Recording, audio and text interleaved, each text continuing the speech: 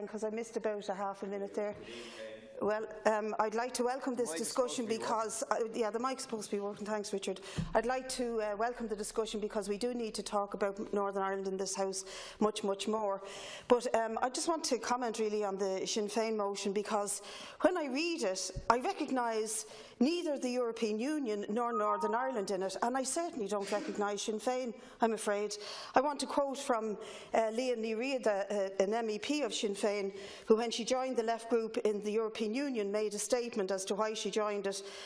And she talked about the economic and fiscal policies of the European Union having a catastrophic effect on the lives of all our citizens. She says the gap between the rich and poor in the EU is constantly increasing, social rights are being dismantled, unemployment, especially youth unemployment, remains at high levels, and the people of the Member States are subordinated to poverty and stagnation. That's the Sinn Féin I recognise, and that's the EU I recognise. Indeed, the European Union's neoliberal and austerity policies and their Fortress Europe policies have imposed an undemocratic union which fails to do what it set out to do at the beginning, which was to provide equality and jobs and security for the people of Europe after the world wars. It does quite the opposite. And it is currently promoting an arms industry and developing a military apparatus to compete with the rest of the world. So I think there's good reason to be said that Europe does not serve the people of this island or of Northern Ireland well. And indeed, I think that you have to look at what Northern Ireland really looks like.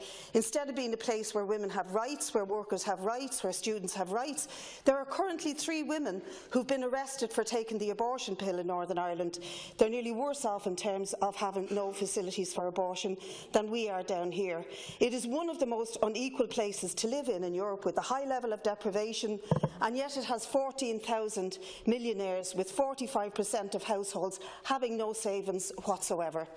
And then you look at what's actually happening inside the Northern Ireland Assembly, where both the DUP and Sinn Féin have been pushing for the Fresh Start Agreement, and the Fresh Start Agreement itself, which will impose a loss of 20,000 public sector jobs, welfare reform in the I. Daniel Blake style, privatisation of public property, resources and services, and a lowering of corporation tax.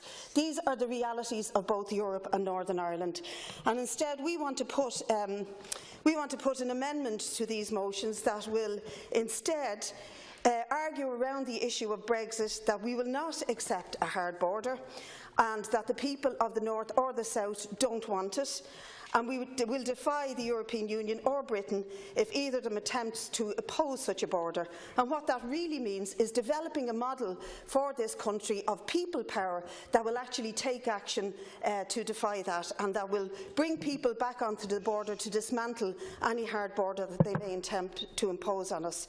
And we'll be calling on the Northern Ireland Executive to refuse to lower corporation tax and to have an open debate on the kind of public model that we need to create a green economy. And by that I don't mean a nationalist economy, I mean an environmentally friendly economy for its people, and that puts people before profit. And in the words of James Connolly, who said we serve neither king nor Kaiser, we would like to see the people of this island openly saying we serve neither London nor Brussels, because neither of them act in the interests of the people of Northern Ireland or indeed the people of Southern Ireland. So we look forward to a real change in this country, and I'm much more hopeful. Deputy McBarry.